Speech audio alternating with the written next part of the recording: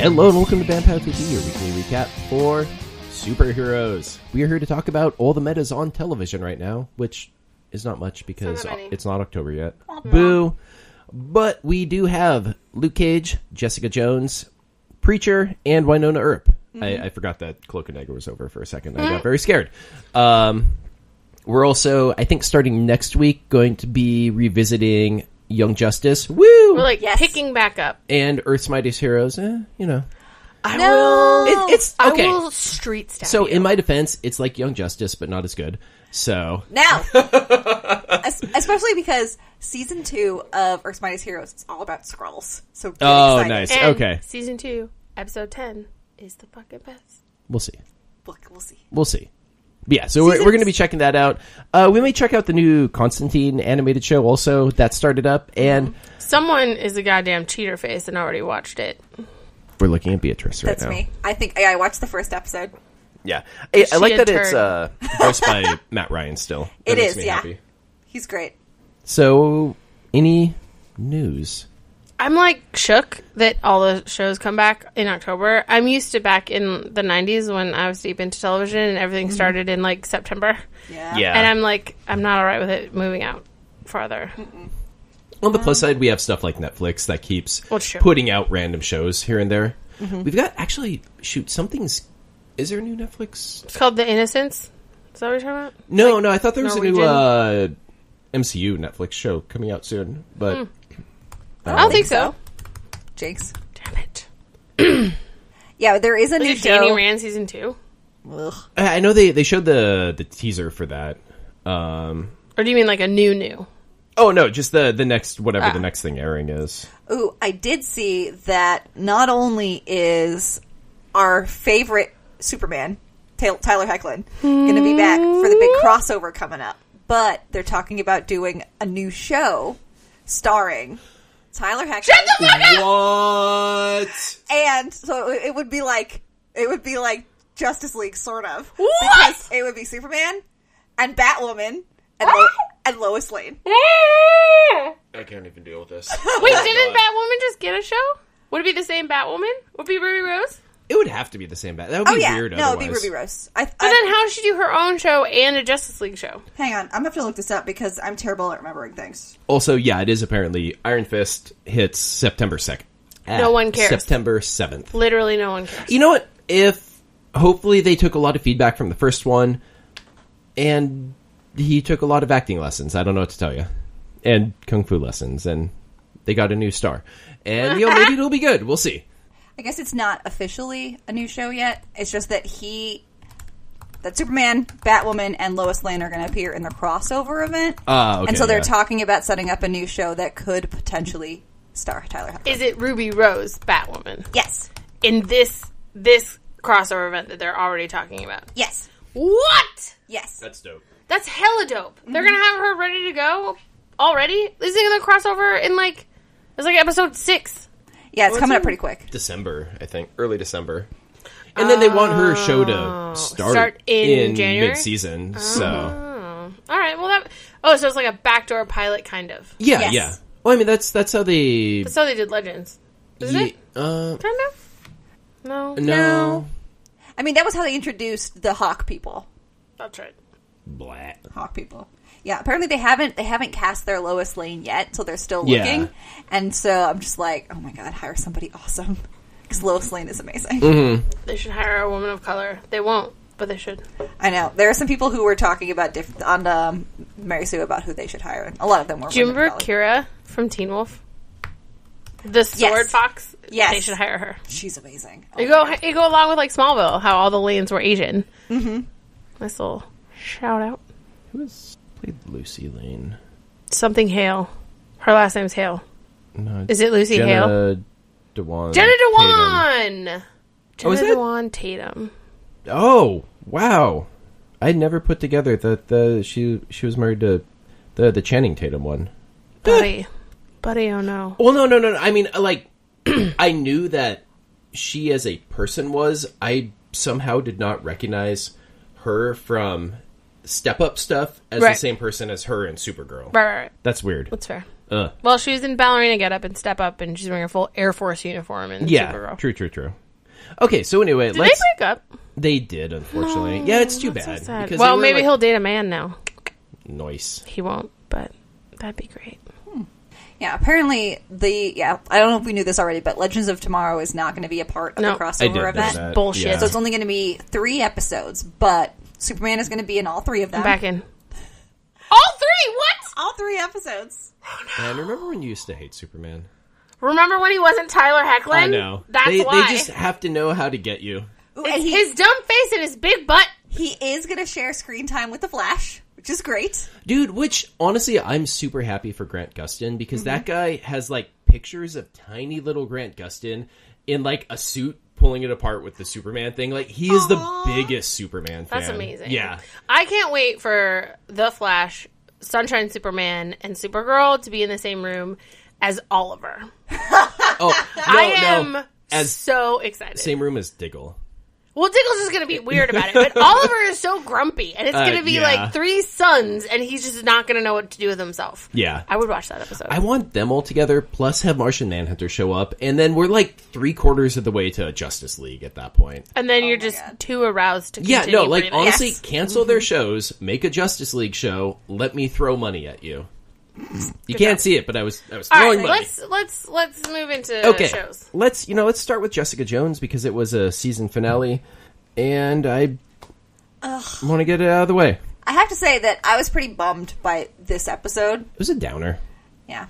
I mean, into season 1 was a downer, but in like a fuck yeah kind of way. End of season 1, I don't think was a downer at all. End of season 1, the last 5 minutes were like fucking baller as shit. Season 1, she still was a pretty broken person at the end of it. Yeah, but what was driving that was gone. Oh, sure. There was hope and optimism at the end of season 1. There was a good, clean end, and it felt like she was making good strides, and it felt like we had closure, is what I'm going for here. Whereas this ending feels like an open wound, that in a way that I think the other ending did not. Yeah. And like, I'm still mad about the whole Trish storyline. I feel like the show just really... They did her dirty. Yeah.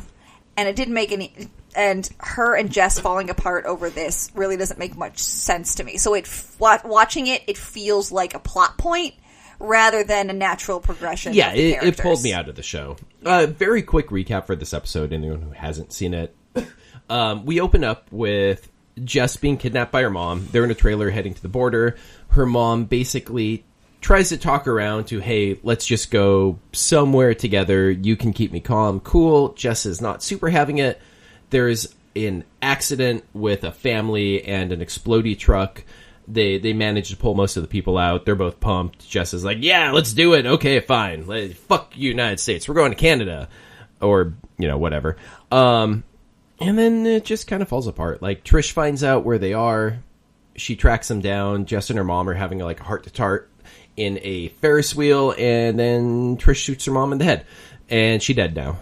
And that was most of the episode. Well, and of course also the stuff with Malcolm and Jerry. Yeah, so Malcolm's now working with Chang, and they're both on retainer for Jerry, and doing some stuff that sounds hella sketch. Yeah, sketchish. I mean, I don't think anything they're doing is any more sketch than any of the stuff Jess would do for her. Well, also, Malcolm illegally recorded someone. That's true. So you don't know. New York might only be a single consent state. I'm gonna look it up. Yeah, I'm pretty sure. Or I guess you're gonna look it up with your clickety-clackety keyboard. People need to hear me. Oh, yep, one-party consent state. Because I know Illinois is also a one-party consent state. California, two-party consent. Yeah, which I appreciate. Yeah, though it does mean that every time I answer the phone at work, I have to say, this call may be monitored for quality and training purposes. Yeah. You should have just Wait, so when you don't hear that, it means you're in a one-party consent state? Mm-hmm. Well, no, if you're calling from California, it doesn't matter what the other state is. Because you're calling from California. You're still... But if I was calling from New York, I wouldn't hear that. If you're calling from New York to a call center in New York. Yeah, if you're calling to a call center in California, they would still have to do that. If either the state-to-state law is weird. It is weird, yeah. It's tough, man. Anyway. Yeah, so... I'm actually pretty proud of Malcolm. Oh, I'm super happy for him. Yes. Like, Jess has just been shitty to him this entire season, and like I get where she's coming from to an extent. I don't. He's also the best thing that's happened to her, and she treats him like dirt for no reason other than she just doesn't want to have to care about people. Well, and that's the problem. That's where I get where she's coming from. Is she's deathly afraid anyone she cares for is going to die, and then she's going to be hurt again. All right, fair. So she drives them away, and dude tried real hard to. He did. Oh yeah. So I don't blame him at all for just being like, fuck it, I'm out. And even after that, he didn't even bail. Like, he stayed and finished the work that he told her he would finish, and then left her a key. Yeah, exactly. He didn't trash the place. He didn't do anything shitty. Fixed it up. He fixed everything because he is a solid dude. Yeah, and man, post haircut with that suit. I tell you, we were very disturbed. I was so when he sad, cut his hair, but he does look great. Yeah, that suit with that pattern tie, loving it. On point.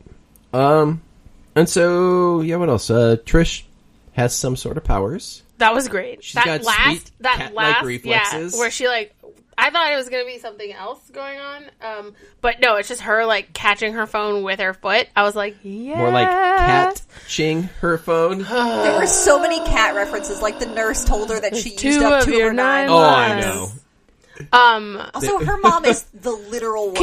Can we spend 5 minutes talking about someone on the Jessica Jones writing staff has some mom problems that they are working out through this show? Yeah, because all of the moms on this show suck. Even in the comics, Trish's mom was pretty terrible because she did do the child actor thing and was exploited by her mom. Yeah. But it's just hard going from a scene with a terrible mom to a scene with a terrible mom. I know. To a scene with a terrible mom to a scene, and I'm like, oh my god. Yeah, because it is so over the line unfair for her mom to say it is your responsibility to protect the world from me. Yeah, like you are the only thing that can keep me okay. Yeah, it reminds me fuck yourself. Check into Rikers. It reminds me of when people who are in abusive relationships with someone who tells them, "If you leave me, I'll kill myself."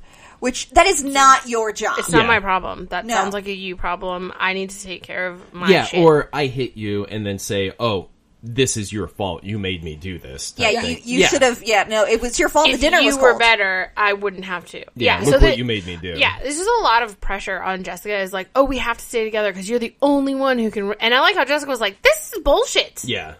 I did appreciate that. Yeah, I don't know.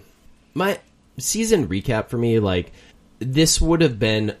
I think a very interesting 7-ish episodes. Yeah.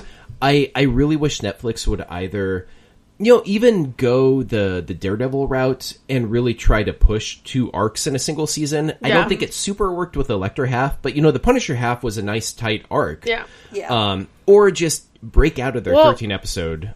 I agree with that because the first season of Luke Cage was 2 arcs, and the first arc was amazing with Cottonmouth, and the second arc sucked. But I think that's mostly because we had Mahershala Ali as Cottonmouth, and he was just too how good. How do you follow that? It sucked for Diamondback to follow poor that Diamondback, up. right? And so that's less Netflix's fault and more just Mahershala Ali is too good for this world. Yeah, but I agree that I think it could have been. Her mom as a villain is really only a 1 arc villain. Yeah. There's not enough there. Or do 7 episodes that are about the mom and throw us 4 episodes of Jessica just working cases. Yeah. Being someone who helps people. Out of any show, she can have throwaway episodes that are just, let me take some time to make some money. Yeah, no, I think we had the same complaint about Jessica Jones season last 1. year, where there's not enough of her just working shit. Yeah, and at least season 1 had Purple Man in it, who is such a compelling devastatingly character. Terrifying. Oh, yeah. But yes, I think compelling is also a really good word. Compellingly, devastatingly terrifying. Yes. Nailed it. Where you are captivated by his performance because the one episode he was here. Oh my this god, season that was breakout episode. I'm so angry how much I enjoyed him because he is again terrifying. But the fact that it was her own consciousness formatting his shape. Was great. Yeah. And David Tennant is just amazing. So that was just lovely. Oh, yeah. He's a treasure. And he was so funny. Anyway, Jessica Jones. Yeah, it was... Yeah. It was okay. Legit. It wasn't bad. I don't regret watching it. It wasn't Daredevil. Ew. Okay, how about this? It wasn't Iron Fist season 1. Well, I mean, that's a low fucking bar. That bar is underground. I would say that I think the problem with her mom arc is that it was the same question over and over again. Yeah, we never went anywhere. Yeah, it was just, oh, there's nothing to do with her mom. So, oh no, I guess I'll have to send her to jail. And then she's in jail. And then, oh no, what else can I do about her? And then she's out of jail. And oh no, what can I do? And there's just the same problem over and over again. Yeah. With no real resolution. And it just felt like, even in the end, Jessica never actually made a choice. She just kept going back and forth between what sounded best in the moment. Yeah. And she never made a solid decision. Trish had to make that choice for her. Yeah. In a goopy way. Which is like... I'm legit I'm all right with it. I don't mind so much. At the end, when Trish was like, this is how it had to happen, and you couldn't have made that call. And I think what she was really saying is, you shouldn't have had to make that call. I am the one who needs to make that call for you. That's what we are to each other. Mm-hmm. Because Jessica has saved her and pulled her out from underneath her mother how many times? This is just a little bit more final. Direct about it. Yeah. Because the moms are the same, but they're so different. There's either the fucking raft or death for this person. Mm-hmm. Yeah. And I honestly kind of wish that Trish had made that exact point when they had that conversation at the door. If she would have said, our moms are both terrible, and I cannot handle my mom the same way that you can. You protect me from her. No, and in this case, I wanted to be the one to protect you. Yeah, that actually would have been a lot better way for her to approach it. Mm-hmm. But I do like that she stood by her choice. She was like, it had to end this way. I'm sorry it had to, but I'm not sorry I did it, which I admire about her, even though it damaged her relationship. But legitimately, I thought at the very end when she was going to, text someone, I thought she was going to text Trish dinner tonight. And, then they could get back to, being together. Mm-hmm. This other one is fine, I guess. I like it. But, I like that she's reaching out to somebody. Well, no, because OTP, Luke Cage, I'm saying. Gotta make that sweet, sweet baby. And also, they made it seem like, oh, this is a final breakup between her and Trish. No. I think that for a little while, she just needs to get over the grief part. And then she'll remember how much Trish, who's actually been there for her entire life, matters. And this one crazy woman who showed up that she barely remembers isn't as important as what she has with Trish. Yeah. I kind of hope Trish tries to keep in touch with her.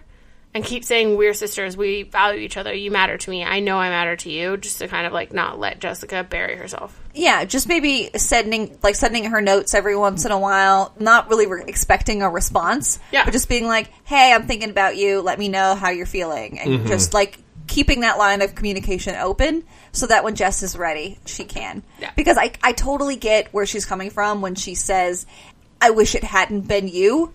Because now when I look at you, that's all I can think about. Which makes sense because she's in the midst of very early grieving. Yeah. And so she has to figure all that shit out. Mm-hmm. But hopefully once she can process and move on. I mean, legit, not even hopefully. It's really shitty writing if this is what breaks them up. Because, that woman mattered little to nothing compared to what Trish is for Jessica. Yeah, because I really think it wasn't even so much about the physical presence of her mom. It was that her mom was this connection to what she thought her life should have been. Yeah. And so it's not even really about her mom at all. It's about the representation of this life that she can't have anymore. Yeah. That life is again close to her. Yeah. Yeah. So she has to really process that life is gone and she's never going to have it back. Mm-hmm. But I did also think that it was really interesting to hear her make the point about how she was just existing and so how she doesn't actually know how to live. Which I think is really important, and it feels like for somebody who's coming out of a depression, that's for somebody who for a long time has only been able to self-medicate with booze, and maybe to figure out, maybe I don't want to just coast and exist and breathe.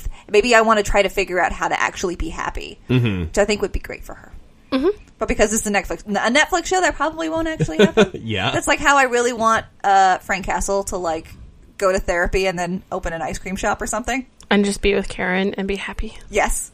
That's how I want all superhero stories to end. Go, gosh. Domestic superheroes. I have worked through my trauma and my PTSD. Let's open a coffee shop. Now I can really actually be happy. I'm going to be a florist. It's a modern day equivalent of you want your D&D character to eventually retire and open an inn. Yeah. Sure. I'm stuck on modern day equivalent. D&D is something from the 1600s. It kind of is. Ye old Dungeons and Dragons. Whatever. Dungeons with an extra E in it. Yeah. Dragon. Okay, let's talk about Luke Cage. I hate his dad. God, his dad sucks. His dad's growing on me slightly. I'm not gonna lie. Is it because he punched that guy? It is because he punched that guy. Too little, too fucking Oh no, late. his dad's a total douchebag. He a turd. I'm hoping that good. You see, single turd. consonant. So easy. Yeah. I'm hoping that this kind of keys him into, hey, Luke knows what he's talking about. Maybe you should fucking actually listen. Yeah, respect him as an adult. So can we? What? Parents respecting their it'd be children super as weird. adults? What kind of crazy are you talking? Can we talk for an hour about how Shades is the best boyfriend? Oh and my best god! boyfriend? Can this whole fuck the rest of the episode because who gives a shit? Let's talk about the scene in the burnt out house. Let's talk about the fact that Shades is like being poisoned slowly, and Mariah is being poisoned slowly against each other, and then Shades shows up and forces them to say what's actually going on, and then reminds her who she is and how badass she is, and then commits back to the two of them doing this together. Yeah. 1 full hour, please. Welcome to my TED Talk about Shades, the best boyfriend ever. The first part is about Peter Kavinsky, and the second part is about Shades. I'm trying to find the right pictures to build a tweet that is basically get you a man who is both, and just like a picture of Peter Kavinsky and a picture of Shades. Yes, yes. I like it. Anyway, that scene happened, and I was like choked up and so turned on, and just like fuck me right up. It was super nice. I love that guy. I thought for sure they were going to fight. For sure, this was going to be because a throwdown match. That's what Tropey, that's what you would expect would happen. Yeah. We've had all these things. There's been some misunderstandings. Everyone hasn't been completely They're truthful. evil, so there's not a lot of trust. Yeah. Oh, I we're was just waiting. gonna have I a was stupid like, fight. And This instead... the whole season is building to them no longer trusting and breaking up. But instead... Yeah, instead, he's like, look, no, you're dope as fuck. Mm-hmm. I love the hell out of you.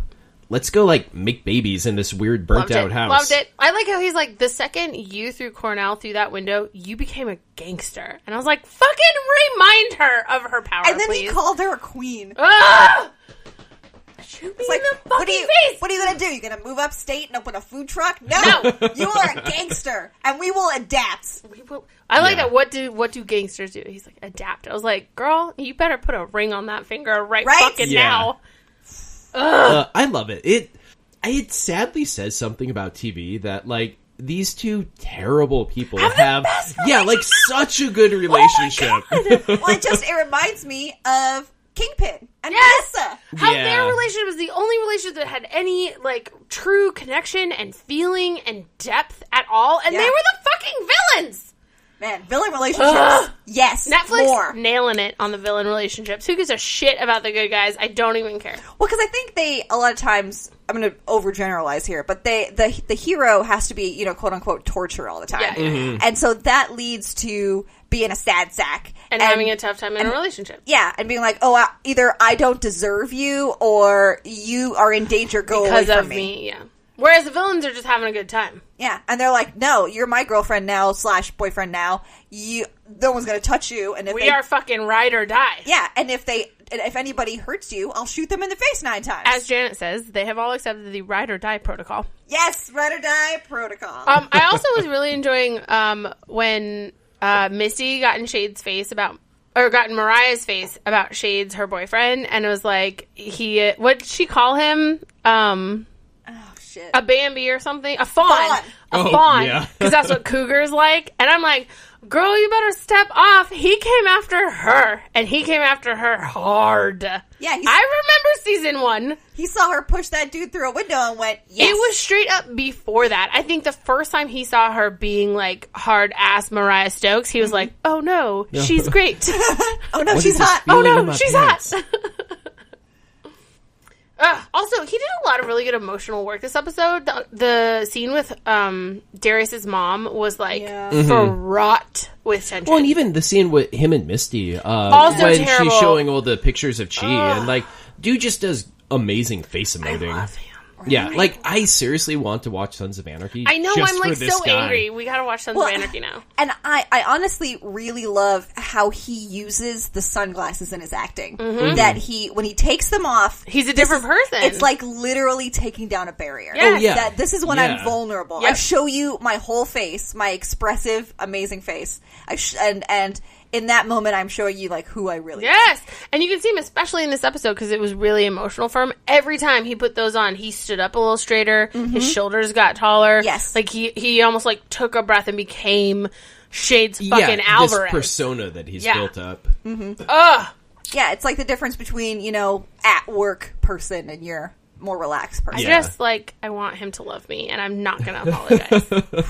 I will wash all the blood out of all of his clothes. I don't even care. That's so sweet. Oh, honey, you're going to be out late? I'll have cookies when you get home. Cookies in my vagina. Don't put cookies in your vagina. No, that's how you get a UTI. Yeah. No, we're going to have sex and eat cookies together. Okay. Still sounds like a yeast infection. Don't do that. Cookies are for after. Yeah. What's that line from Mamma Mia I loved? Yeah. Be still my beating vagina. That's what I think every time Shade shows up, and it's like the best I've seen girlfriend. Mamma Mia. Look, man, I told you about it. You haven't. I thought you liked musicals. How have you not seen Mamma Mia? It's not a musical. It's an ABBA show. Yeah, I'm a little off put by it because I hear that the singing is actually terrible, and because I'll tell you right now. It's a fucking delight, and I hate myself. Well, also because, like you said, it's just people singing songs. It's not like don't take his hand. Musical. It's a trick. Don't take his hand. It's a trick. Everyone, Mamma Mia night. Oh, but you have to. Beatrice, 2/3 are doing it. Beatrice, you know how I feel about musicals. Beatrice. I love how, like, 1 month it's The Purge night, and the next month it's Mamma Mia night. Look, we are complex people. Complicated and interesting people with eclectic tastes. Back off. Yes. Also, I love that I made Monica watch Alien vs. Predator, and she fucking loved it. I fucking loved it. Oh, nice. Guys, we need to have a BPTV goes to the movies and watch Predator. The new one. Dude. I'm hyped. No joke. I was super down on that, and then we went to the panel for it, and just... oh my god, the cast chemistry is so fantastic. There are so excited. many good people in this fucking movie. Also, Olivia Munn, love of my life. Yeah. All right, so that's great. Luke Cage. That's all that really matters. Is Shades and Mariah. Well, we also have Bushmaster like really stepping up the heat on everybody. They staged an attack in front of the precinct. That wasn't staged. There was an attack. Well, they performed an attack. An attack happened. They executed an attack. Okay, executed.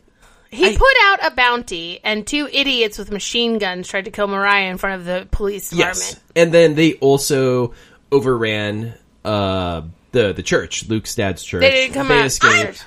You don't bring guns into church. That's fucked up. Like, even in wartime, there were rules about how you can't bomb a church. Not actually against it. It's just a building. I ain't got time for that. Nah. Look, man. Why does that piece of land get to be more sacred than my home? I'd rather schools be more sacrosanct. There are definitely children at schools, and schools are secular. That's true. Is that right? Yes, secular.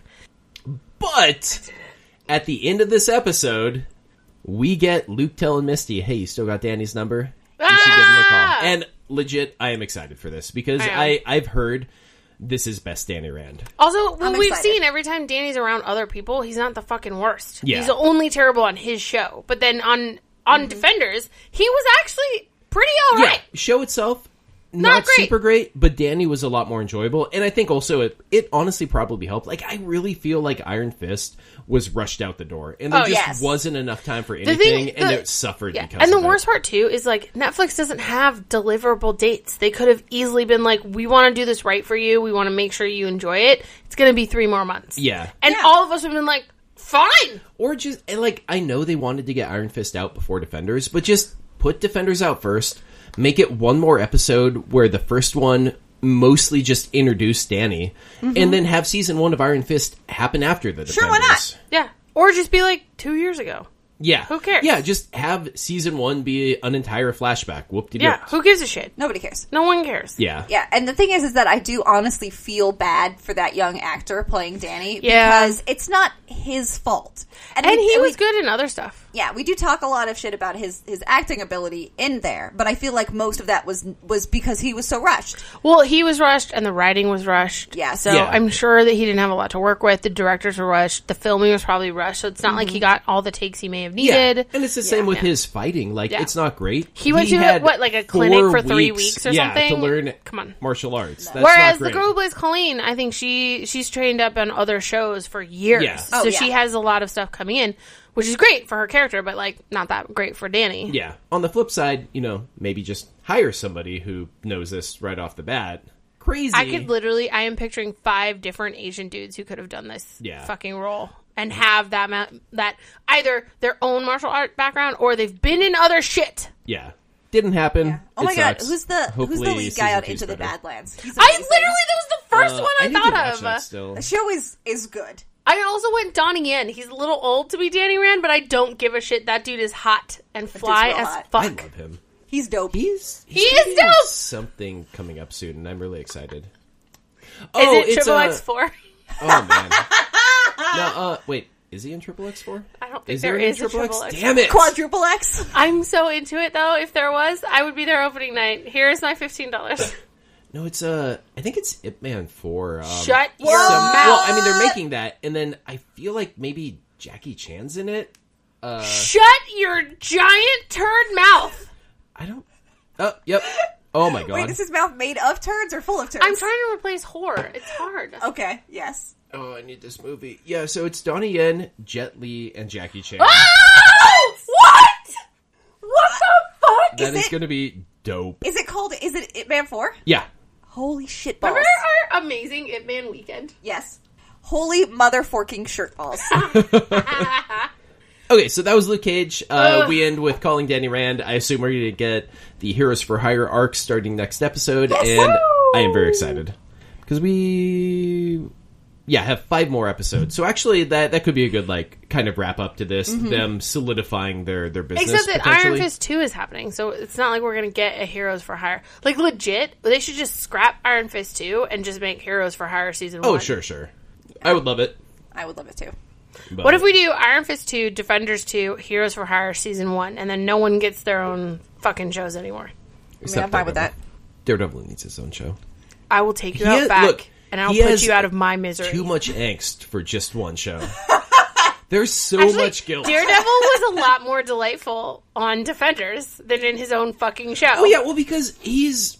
Like, I feel like all of these characters play better off of other people. Yeah. Yes. Like, you need the bouncy, buoyant Danny Rand playing off of the very sad sack, grouchy Matt Murdock with, like, Luke Cage trying to parent them and Jessica over on the other side just rolling her eyes at everything. Like, they work so well together. Yeah, team dynamics are always better. Mm-hmm. I mean, I find that anytime you watch a movie and it's just... And you have the scene of, like, the Looking one at guy... you, Mission Impossible 2. Yes. When it's just the one dude, it sucks. Well, all the James Bond movies where there was no Q or M were not as fun as the ones where there was a Q and an M. Yeah. And Moneypenny. Like, you lose his backup team, and it's just, like, this one angry dude doing stuff. Well, because, when you've got 4 or 5 people working together, then there's more opportunity for fun banter, there's better dialogue, it makes every scene more fun. Well, and I think it's less heavy, because when it's just the good guy versus the bad guy, every scene has to be, like, serious. Yeah. Okay, let's talk about Earp O'Clock. Earp O'Clock! And how this is just one of the great shows of our generation. And it's Christmas time. In August. Well, they all... I don't know. I think it's always just winter in purgatory. Yeah. Actually, have we ever had a summer episode? Like, purgatory's just always got snow on it. Yeah. It's just part of being in purgatory. It could be they just do the timing of the show where... Because it does seem like time passes between each season. So we're just always watching it in the, like, November to February range. Did they have an episode where it was a heat wave? And everybody was real hot. And it got up to, like, 50. Was that a fanfic I read? What? Jesus Christ. We've gone full weird.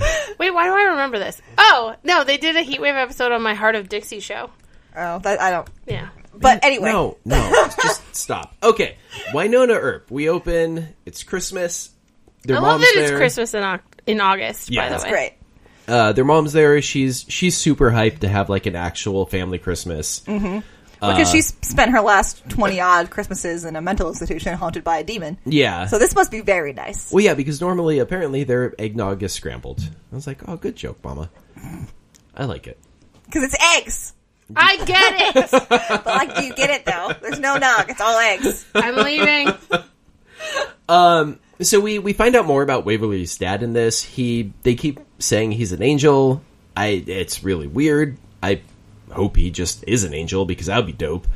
Well, because the thing is, it's true of myself as well, that you're watching a show that tells you that demons are real and hell is real, and you're like, yeah, okay, cool, and you just accept that. But then when you get to the point where they're like, no, also angels, you're like, wait, what? This is weird. Didn't we have this conversation on Supernatural? Yeah. A million years ago? Yes. Dean, doesn't believe in angels, but he's, literally seen hell. And they were all, You said... Doesn't make sense. Yeah, isn't that, the first time Cassidy shows up, and he's like, no, what are... Yeah, no, he didn't believe him. Yeah, which... Wait. I don't know, maybe, reflects poorly on us. Is it Sam that doesn't believe in angels? And you said Cassidy. I think you mean Castiel. Wait, what's Cassidy from? Oh, that's Preacher. Cassidy's from Preacher. Tomato, potato. Yes. They're both kind of angels, Dean, I think about it. Believed that he was an angel because Dean has seen weird shit. And of course, he gets the full light show of Cass showing up and being like, I am an angel of the Lord. And surviving that demon blade. But then Sam's, soft about it and says that, I've spent all this time praying and nothing ever happened, so I don't believe in God. Yeah, well, he's a big old baby. That's true. I'm sorry, but if I had to vote for a brother, Dean's way better. Correct. Agreed. Okay, good. I didn't know if I'd have to fight somebody here, but... No, Dean is problematic, but he's the best brother. Yeah.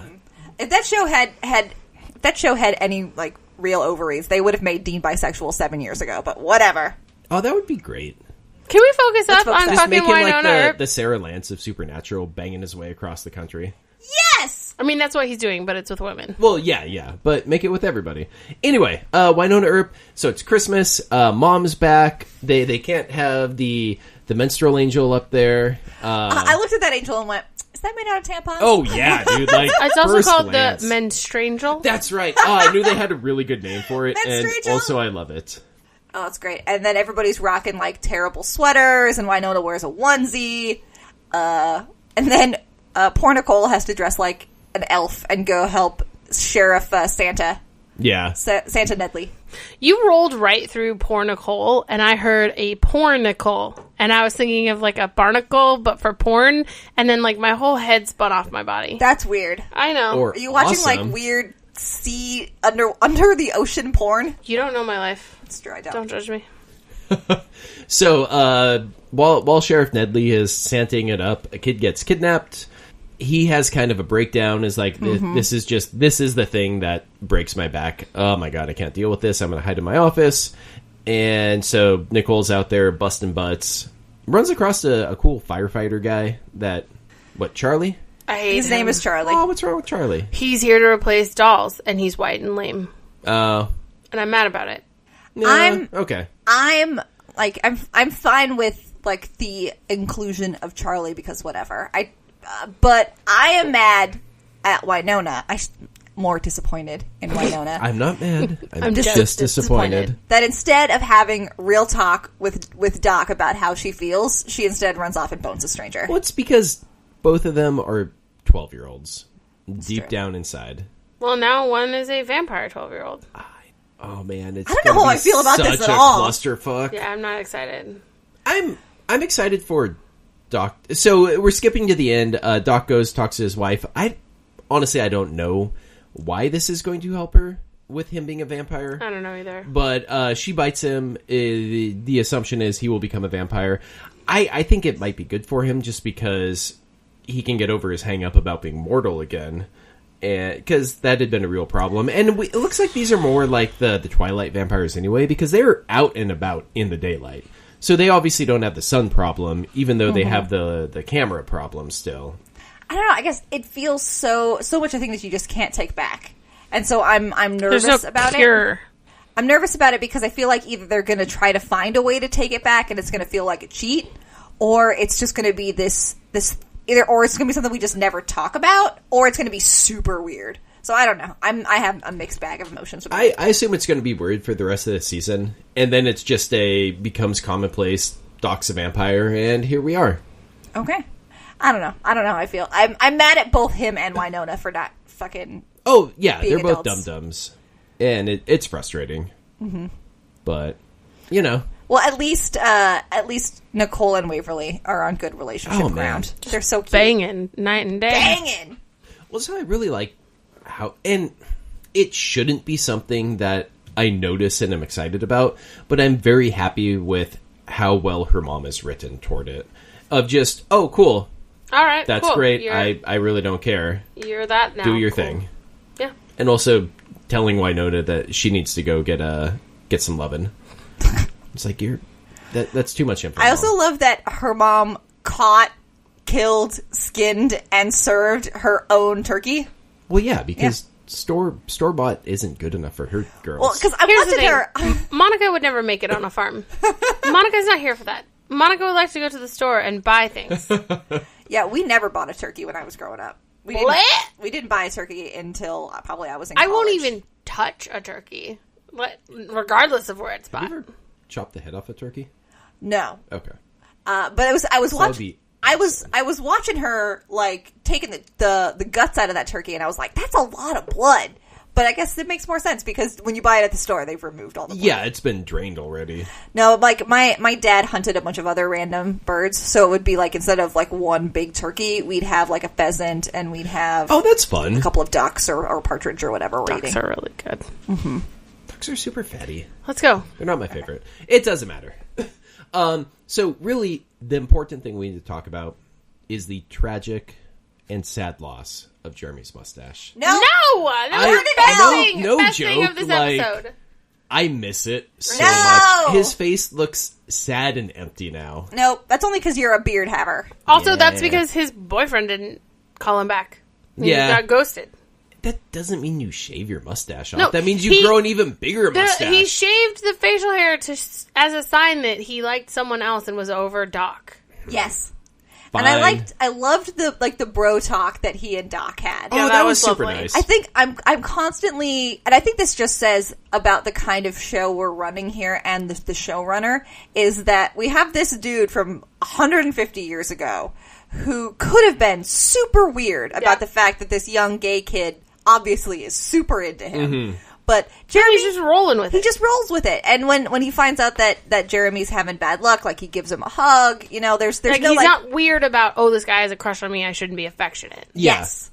Yeah, and even with the hand thing, like he establishes boundaries of this isn't my thing.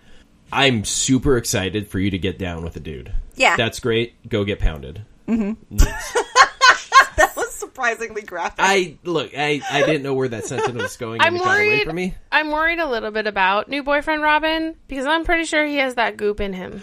Yeah, whatever that big ball thing was, then followed up by that neon green goo. Well, and even the episode before, though, he was coughing up something. Yeah. So now he's got even more crap in him, and he needs to talk to them and tell them the truth, and then they can fix him. And he's not going to, and it's going to be a whole thing. Yeah. I also really liked that he and Jeremy got to kiss, and it was like a real kiss. Yeah, that they actually showed and didn't cut away from. Mm-hmm. And they didn't do the thing where like they kiss, but you only see like the back of somebody's head. Yeah, it's like you only see the back of like one head, so you can't really see if they're kissing. They could just be like really face close. Yeah, like fucking Yuri on Ice, where they made out. That makes me fucking crazy. Just film the kiss like any other kiss, like any kiss. Just film it. Film it. Mm-hmm. If you're going to imply it was there, just show us it was there. Yeah. Yeah, I really like what this show does for queer stuff in general. Yes. It makes me happy. It's the queerest show on television. I don't know if that's true. I don't know if that's true either. But it's great. I'd say top 12. There's only 9, so. Well, then it's within the top 12. So the main story for this, though, was Balshar was stealing people and using weird... Well, the main story of this is Balshar likes to punish people for their ancestors' problems. Yeah, sins of the father. Which doesn't seem that great. Yeah, I hate that because that kid was like, what, 15? Yeah, if that. If that. Yeah, he didn't have anything to do with something that happened 150 years ago, you piece of shit. Yeah.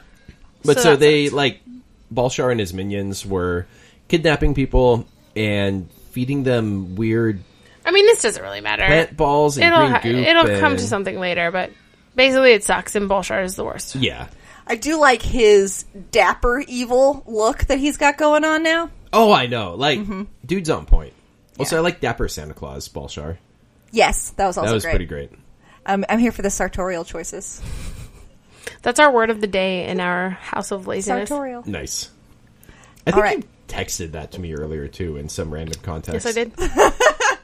Jesus. All right. Anything else happen this episode? No? Wynonna and Charlie got down. Jeremy made out. Everybody's Nicole had a down. really nice, like... I don't know, like, when Waverly was dancing for Nicole, there was weird, like, undertone music, and I definitely thought something bad was going to happen, and then it shifted to the nice song. Oh my god, and Bobo Del Rey is free. Oh, Bobo Del Rey is free. 'Cause Waverly's Mama dad is Earp an made angel, a deal. and we know the angel's name, and it's something dumb like, It's like Jason or something. Julian, yeah. I'm Sounds like somebody who works at the coffee shop. He's got a hipster beard. He's got a man bun. He rides a bike. Oh, man, I'm into the man bun. God damn it. No, I'm actually into the man bun, Did too. you see you can get fake man buns? No! I would What totally men do to women? I would totally get one if I wouldn't have to just jam it into my bald scalp. Anyway, that's all that was this episode, right? Yeah, Bobo is Bobo's free. Julian is the name of the dad. He's somewhere. Yeah. I don't know, this show just... Even, like, this feels like not much happened, but then I go back and think about it, I'm like... So much happens, even on their, like, filler episodes. It's like the opposite of Luke Cage and Jessica Jones this season. I love it. I love this show. It is a constant delight. It's great. I love it. It was my favorite this week. Mm-hmm. All right.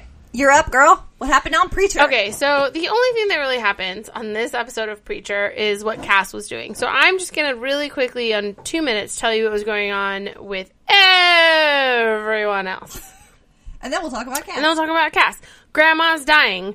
So Tulip comes up with a way to rob a bank where Mother Boyd or the other whatever magical, mystical voodoo lady Boyd keeps her, like, soul pieces. And it works because Tulip is amazing. So they steal all the soul pieces from the other bank that belongs to voodoo Lady Boyd, give it to Grandma. Grandma wakes up. Grandma then kidnaps Lady Boyd, steals her soul and eats it. Jesus. And then Jesse shoots voodoo Lady Boyd in the face and goes, nothing's worse than living without a soul. And if you want us to stay, we're going to do it my way. And that's all that happened. And it was fine.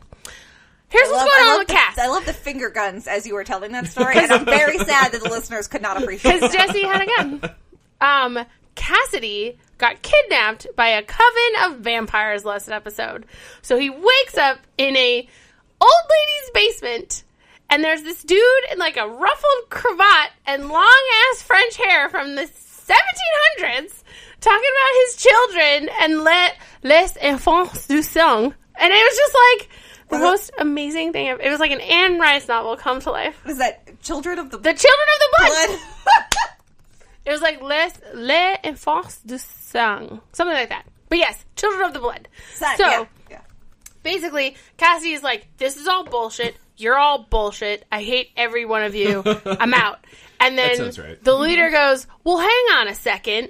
I'm not bullshit. And Cassie's like, you absolutely fucking are. And then it turns out that guy's like straight up a real vampire. Oh, interesting. Yeah. So he's this real vampire who walks around like it's 1780s and like has like ruffled sleeves and stuff. Oh my god. And so then Read way too much Anne Rice. so then he and Cassidy go like out because Cass is like, let me show you like what it's really like out here for vampires, right? And so they go out to a bar and Cassie's making fun of him, like, how do you get laid? Like, look at you. Cass is like, let me show you how it's done. Goes to hit on this girl, gets shot down. Because he's wearing a Cass outfit, so he doesn't, like, whatever. Yeah. And then the dude goes, watch this, and goes, hey, pretty lady, come to me. And his, like, vampire powers, like, kick on, seduces this lady, and her dad makes out with both of them, and then shapeshifts into a cat. What? What? Yeah. Like, he's making out with the both of them together, and then Cassidy is like, what the fuck? And then he, like, disappears, and the daughter and the dad are like, you're a pervert! Let's go, Dad! And they, like, leave, and Cass is like, but it wasn't me! It was the... What? you could be invisible, and he starts, like, waving where the guy was with his hands, and then all of a sudden this voice comes, is like, not invisible, and it's a cat! It's a black cat, like, talking! Oh my god. So what? Did Cassidy just never knew he could have these powers? Okay, so, he turns back into a human person, and Cass is like, what the shit? What? And so then, the guy, like, takes Cassidy flying. Because he can fly. He can fly? He can fly. So Cassidy goes flying, and they do all this fun stuff. And he goes, okay, now will you come to our, like, blood ritual? Which Cassidy at first had said, no, thank you. He's like, yes. Yeah, now he's like, I'm fucking there. So this dude is dope. This dude is dope. So he shows up to the blood ritual, and it's basically what you would think. He picks one of his, like, children of the blood to turn into a vampire. Turns him into a vampire, drinks his blood, and then Cassidy flips out because he's super against turning people. Yeah. Mm-hmm. And he gets mad. He's like, how dare you? This, like, you're ruining people's lives and stealing, like, their futures just so you can do parlor tricks and turn into a cat. Like, who gives a shit about all that stuff? I hate you, let's fight. So he tries to, like, fight the vampire dude, but it's, like, slow motion bullet time, and the vampire guy, like, dodges all the bullets in this really, like, hilariously condescending way. And Cassidy at one point is just, like, watching his fist, like, miss this guy. Like, what am I even doing? It was great. So then the guy goes, look, bud, I don't turn just anybody. Because at one point in the fight, Cass points out, you know, I turned someone and it was a mistake. I turned my son and he sucked. And the vampire goes, well, I only turn good people. I do that on purpose. Everyone who's here, yes, they're, like, fans and they're weird, but they're good people at heart, and I only turn people who will continue to be a good person. They just happen to also be vampires.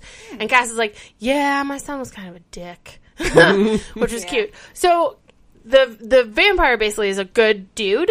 He is lonely though, because, like, he has all these, like, followers or whatever. Yeah, but it's not the same as having actual friends. He's like 300 years old. And Cass is 115 or something, and Cass is like, why are you following me around? Like, why are you showing me all of this? Like, what is the point of today?